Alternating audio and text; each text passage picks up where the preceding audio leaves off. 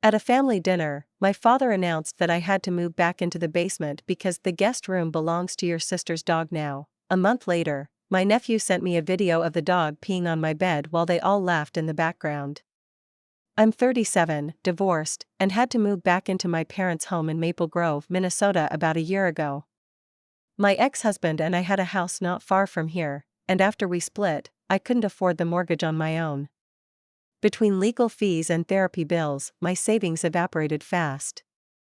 My parents were supportive at first, or at least polite enough to offer me the guest room until I got back on my feet. The guest room was nothing fancy: pale blue walls, an old oak dresser, a small bed with a squeaky frame. But it was quiet. Private. And after the chaos of the divorce, that room became a sanctuary. My sister Bria, who lives about 20 minutes away, is one of those people who always lands on her feet.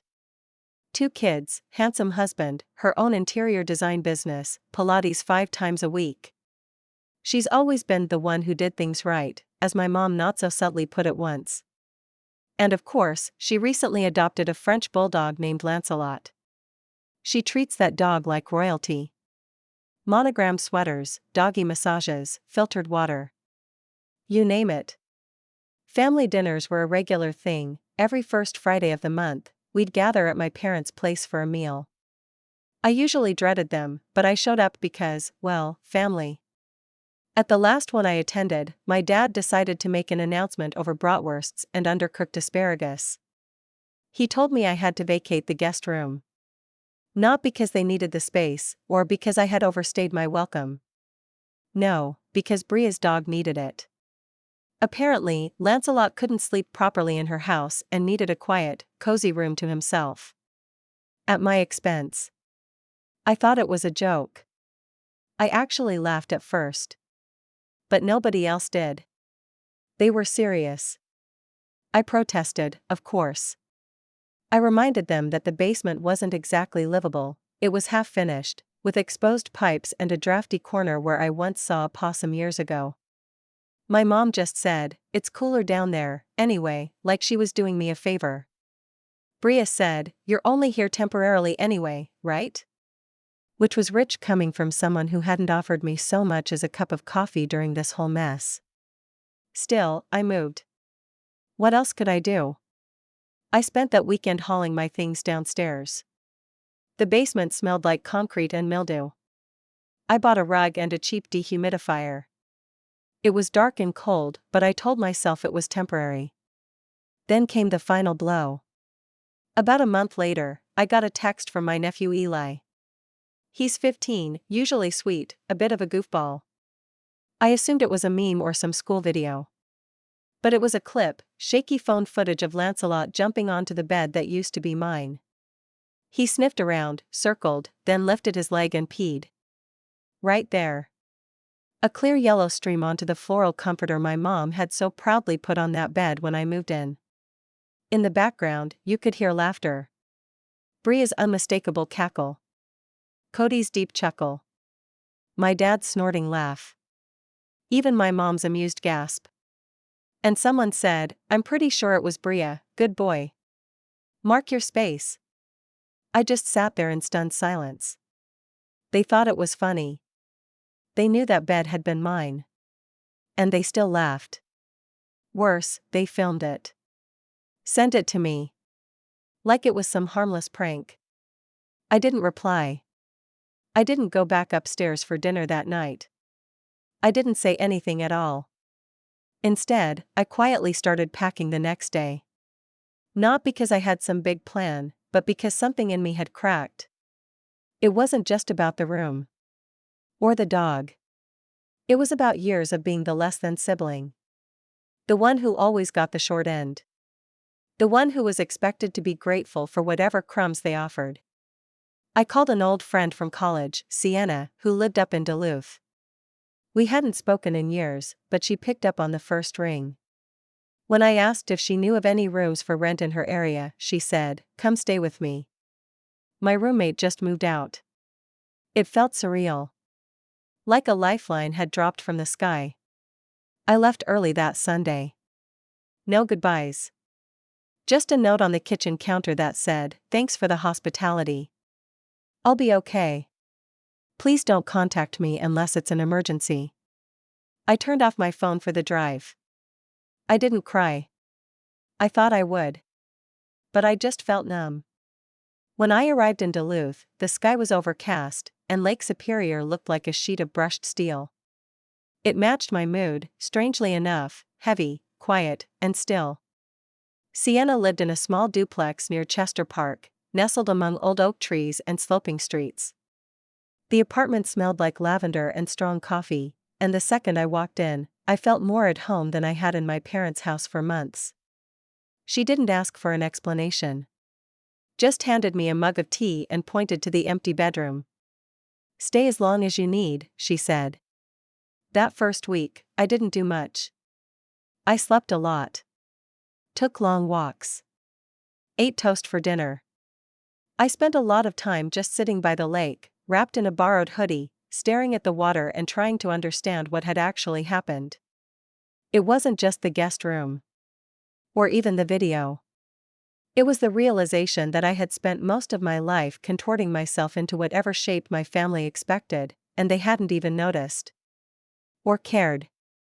The text messages started rolling in about a week later. First from my mom. "We noticed you're gone. Just checking in. Hope everything's okay." Then my dad. "Guess you left. You could have at least said goodbye." Then Bria, "Was the video thing really that big a deal?" Eli didn't mean any harm. Neither did we. I didn't answer any of them. 2 days after Bria's message, Eli texted me again, this time just a sad face emoji and, "I'm sorry." That one broke me a little. I didn't blame him. He was a kid, probably just thought it was funny, didn't understand the full weight of it. But the adults? They knew better. Sienna convinced me to join her for a trivia night at a pub down the street. I didn't want to go, but she insisted. "You need people. You need to laugh again," she said. And she was right. The trivia was mediocre. The nachos were burnt. But for the first time in months, I wasn't surrounded by judgment or tension or fake concern. Just people laughing, arguing about movie quotes, passing around drinks. I met a woman named Kelly who worked for a small accounting firm in town. We got to chatting, and by the end of the night, she handed me her card. "We're always looking for someone who understands numbers better than our current guy," she joked. A week later, I had a part-time job. 2 weeks after that, it became full-time. I rented a small studio apartment not far from Sienna's place, walking distance to the co-op and a tiny coffee shop that made real lattes, not the powdered stuff my dad swore by. I started running again. Joined a local book club. Got a library card. And still, the texts from home came. They shifted, though. From passive-aggressive to vaguely apologetic. My dad called once, left a voicemail, "Maybe we handled things poorly. Your mother misses you. So does Bria." Did she? Or did she just miss the way I made her feel better about herself? I played the voicemail once. Deleted it. The closest I came to replying was when Eli messaged again, this time a long paragraph. "I didn't think about how much that room meant to you. I just thought it was a dumb video. Everyone was laughing, so I thought it was okay. I miss you.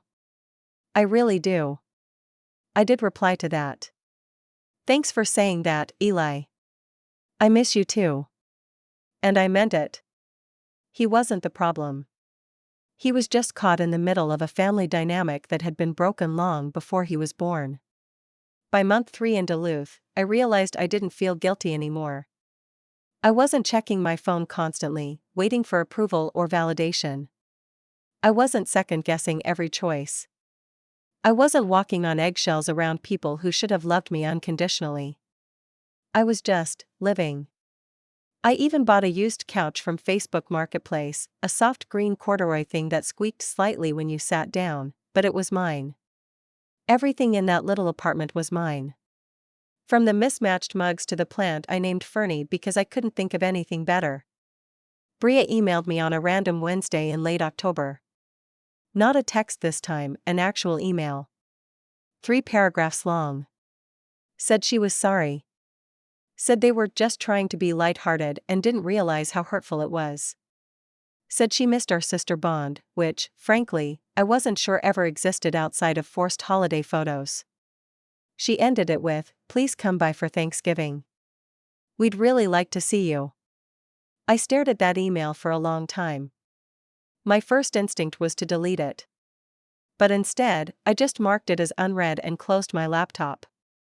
I wasn't ready. Maybe I never would be. And that was okay. Some nights, I'd think back to that dinner table, the way everyone just went along with it, like me being pushed aside was the most natural thing in the world. And I'd wonder, what would have happened if I hadn't left?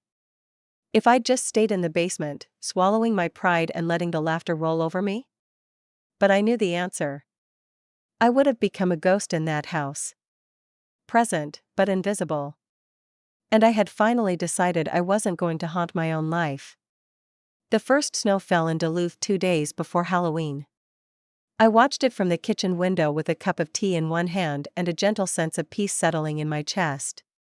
It wasn't joy, exactly, but it was something close to calm.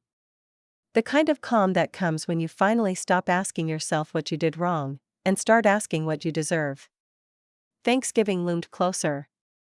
Sienna made vague suggestions like, you could always visit for just a couple hours, or maybe meet them halfway, emotionally, just so you don't burn bridges, but I knew she didn't mean it. She knew exactly what they were like. She'd met them in college. She remembered how they used to call Bria the sparkler and me the stable one, as if it were a compliment. As if it wasn't just a polite way of saying forgettable. I never told my family where I moved. I hadn't even posted anything online. Not because I wanted to punish them, I just didn't want them in this space. This new life. This version of me that wasn't contorting herself to fit their expectations. Bria's email stayed marked as unread for weeks. Occasionally, I'd hover over it, rereading the first line in the preview, "Hey, I've been thinking a lot about everything," but I never opened it. They didn't know how to reach me anymore. And part of me liked it that way. One Saturday afternoon in early November, I ran into Kelly again, the woman who helped me get the accounting job. We were both at the co-op, reaching for the same bundle of kale. "Oh my God, it's the math whisperer," she said, laughing. She invited me to a small dinner party she was hosting. Just a few people, nothing formal. "Come. You'll like them." I didn't want to go. But I was also tired of isolating. So I said yes. The party was warm and small and perfectly awkward in the best ways. People spilled red wine on their sweaters. Someone tried to recite a poem and forgot half of it. There were stories, laughter, and not a single backhanded compliment or passive-aggressive dig. It made me realize how much energy I had spent trying to decode conversations at my parents' house, every word, every silence, every glance a small minefield. After dinner, I found myself in the kitchen, helping stack dishes when Kelly leaned over and said, "You know, you seem lighter. Like, less apologetic." I didn't know what to say to that. But she wasn't wrong. I wasn't checking my phone. I wasn't replaying arguments in my head. I wasn't shrinking. That night, when I got home, I opened Bria's email for the first time. It was heartfelt, or at least, it sounded that way. She talked about how things had always come easier for her, and how she never realized how hard it must have been to constantly be compared. She mentioned the dog video, how stupid it was, how she hadn't thought about how personal it would feel. She said she missed me. That the kids missed me. That mom cried at dinner last week. And then she wrote something that stuck with me: "We didn't protect you. We laughed when we should have spoken up. I don't know why we did that. But I know it hurt you, and I'm sorry." It was the first time anyone in my family had ever admitted they'd failed me. I closed the email and didn't respond. Not because I was angry, but because I didn't know how. I wasn't ready. A few days later, Eli sent me a photo. It was of a pumpkin he'd carved, my name, Aaron, etched into it with surprising precision for a teenage boy. Below it, he'd texted, "We saved you a seat." That made me cry. Not the dog, not the bed, not the laughter. That. I didn't reply right away. I sat with it. Let myself feel what it felt like to be thought of. Missed. I went to therapy, something I'd put off for years. My new therapist, a sharp, soft-spoken woman named Dree, asked me, in one of our first sessions, what would it look like to let go of being the one who holds everything together? And for once, I didn't have an answer. Because I had always been that person. The fixer. The peacekeeper. The one who swallowed her pride and cleaned up the mess afterward. And it had gotten me nowhere. Letting go of that felt like peeling off a second skin. At work, I was thriving. I had numbers in my head again, spreadsheets organized in color-coded tabs. I stopped second-guessing myself. I made jokes. People laughed, with me, not at me. I got a cat from a local rescue shelter. Named her Maple. She was orange, feisty, and independent. She slept curled up next to my legs and had no tolerance for nonsense. We got along instantly. And I realized that even though the people who should have had my back didn't, I did. I saved myself. I carved out a space where I mattered. Not because I was needed or useful or playing a part, but just because I was me. The holidays were creeping closer. Christmas lights started appearing on porches, and the radio station started pushing Mariah Carey earlier than usual. I still hadn't answered Bria's email. But I read it again. And again. I wasn't sure what came next. Whether I'd ever fully let them back in. But for the first time in a long time, I knew it didn't have to be all or nothing. Sometimes, the best boundaries aren't walls. They're just clear lines drawn in the dirt, softly, quietly, saying, "You can love me from over there." Thanksgiving came and went. I spent the day with Sienna and a few of her friends from work, most of them transplants like me, people with frayed family ties or complicated histories that made going home feel more like a duty than a joy. We ordered Thai food, played board games, and ended the evening watching a cheesy 90s holiday movie that none of us could name but all of us had seen before. It was perfect. No guilt. No forced smiles. No table full of unsaid things. I checked my phone once, just to see. There were 3 missed calls, one from my mom, one from Bria, and one from the house landline, which I hadn't seen pop up in years. There was a photo too. A blurry one of a candlelit table, with my old place card, Aaron, written in mom's cursive, propped up between a glass of wine and an empty chair. For a second, my chest tightened. Not from longing, but from the sheer audacity of it. Like they could just set a place for me and pretend that the dog video, the basement exile, the months of silence hadn't happened. Like I was a missing puzzle piece, instead of someone they pushed out. But I didn't cry. I put the phone down, grabbed another helping of spring rolls, and told Sienna's friend Darren, a man in his 60s who was hilariously passionate about fantasy football, that his team didn't stand a chance that week. The weeks that followed were quieter. Duluth settled into its early winter hush, the kind where everything feels still under a soft blanket of snow. I leaned into routines. I started writing again, something I hadn't done in years. Nothing dramatic, just journal entries, little stories, lists of things I'd stopped pretending I liked. I stopped pretending a lot of things. Like pretending I enjoyed Bria's company. Or that I wasn't crushed when my dad ignored my accomplishments but praised Cody for installing a ceiling fan.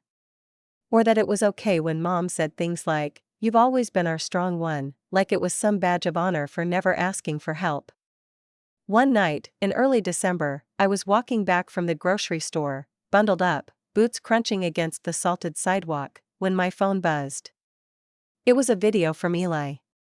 For a moment, my heart sank. Another joke? Another mess? But I opened it anyway. It was just him, sitting in his room, holding a piece of cardboard that said, "Miss you." No sound. No goofy filter. just that. I texted back, "Miss you too. You're the best part of that family." He replied almost immediately, "Do you think you'll ever come back?" I stared at the screen for a long time. "I don't know yet," I finally typed. "But I'm okay here. I hope you are too." There was a long pause, and then, "I am now. Because you're okay." Sometimes I wondered if Bria put him up to it, the messages, the pumpkin, this video. But I didn't think so. Eli had a sweetness to him that hadn't calcified into performance yet. He still meant what he said. That counted for something. At work, Kelly asked if I wanted to take on a bigger client. It would mean longer hours, more responsibility, and, she added, a small raise. I said yes before I even thought it through, not because of the money, but because it felt good to be seen. Really seen. For what I could do, not who I was related to. Around mid-December, Bria emailed again. The subject line, "No expectations, just an update." She told me they were going to Colorado for Christmas. Cody's family had a cabin near Aspen. She said Mom was upset I wasn't coming, that Dad pretended not to be. She said Lancelot had been neutered and humbled, her words, and that he now slept in a crate. She said she was still sorry. Still thinking about me. Still missing me. It was the first message that didn't ask for anything. No invitation. No request for me to show up. Just an update. It felt different. I didn't reply right away. I printed the email out, folded it into my journal, and wrote underneath it, "She may be learning." Slowly. The apartment felt warm that night. Maple curled up in my lap. I turned on a jazz station and let the music fill the space that used to be noise in my head. I still didn't know what forgiveness looked like. Not yet. But I knew it wasn't pretending. And it definitely wasn't showing up to dinner just because someone set a plate for me. By the time January rolled around, Duluth had frozen over. The lake looked like glass under snow, and every breath fogged the air in front of me like a silent punctuation mark. I felt different. Lighter, sharper. I didn't feel broken anymore, just a little fireproof. One Monday morning, I opened my email at work and noticed a message from Cody. That was new. Subject, "Hey Aaron, quick question." He said Bria had recommended me, that they were looking for someone to help sort out the accounting for his newest business venture, a high-end pet wellness brand. Of course. He was expanding from fitness apps into lavender-infused dog treats or whatever. He wanted someone who understood small business books but also family discretion. I didn't respond right away. I waited 3 days. Then I wrote, "Hi Cody, I appreciate the offer.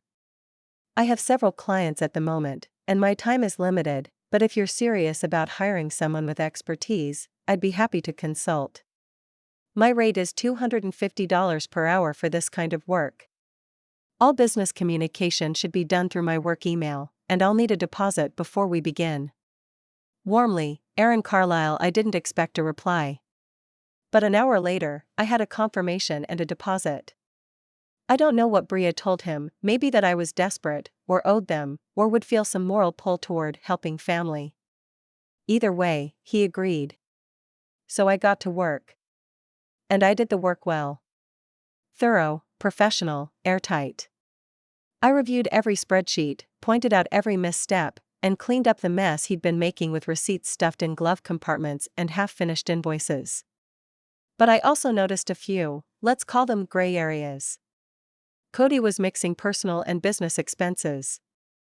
A lot. Dog daycare, wine deliveries, even a ski trip he claimed as a team-building retreat. All under the business account. Risky stuff. Illegal stuff, if audited. I compiled a neat little report, outlining every discrepancy.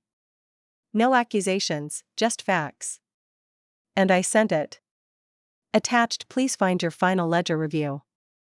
I recommend speaking with a CPA and legal advisor regarding several line items that may trigger an audit. As your consultant, I can't condone inaccurate filings. Thank you for your business. 2 days later, I got a call from Bria. I let it ring 4 times before answering. "Are you kidding me?" she hissed. "What the hell did you send Cody?" "He's freaking out." "Facts," I said, calm as ever. "He hired me. I gave him the truth." "You're trying to ruin us." "No," I said. "You did that on your own. I just finally stopped cleaning up after you." Click. That was the last time we spoke directly. A week later, Mom called. Left a message asking if I could mediate the situation. Said it was between family now and getting too big. I didn't respond. Instead, I did something I never thought I'd do. I sent an email to the family accountant, an older man named Merrill who had been doing my parents' taxes for decades. I sent him a polite message that read, "Hi Merrill, I recently completed some consulting work for Cody's business and discovered a few potential inconsistencies with his filings. I thought it would be ethical to pass the information along, since our families have long-standing financial ties. If you'd like me to forward the report, let me know." He responded with a thank you and a request to send the full file. I did. Nothing illegal on my part. Just passing along information. Information they tried to bury under a blanket of privilege, assumption, and entitlement. 2 weeks later, I heard through Sienna, who heard through a mutual acquaintance in Maple Grove, that Cody had been flagged for a formal audit. Not criminal yet, but enough to give him and Bria a very uncomfortable tax season. Their business was on hold. Investors were pulling out. Bria posted a cryptic Instagram caption under a picture of her frowning with Lancelot on her lap. "When people you trust turn on you, it cuts deeper than any stranger ever could." I didn't like the post. Didn't comment. But I did smile. In February, Eli messaged me again. "You're not coming back, are you?" I replied, "No. But you can visit me whenever you want." He did. That spring, he came up to Duluth on the bus. I picked him up at the station with hot cocoa and let him crash on my couch. We walked around the lake, ate greasy diner food, talked about school and movies and life. He told me he wanted to move out as soon as he graduated. I told him I'd help however I could. That weekend, he helped me repaint the bathroom. We chose a bold teal color, and I let him sign the wall behind the mirror with a Sharpie. "To new beginnings," he wrote. "Love, Eli." When he left, I felt something loosen in my chest. The revenge had never really been about destroying anything. Not their business. Not their image. Not their family dinners. It was about reclaiming space.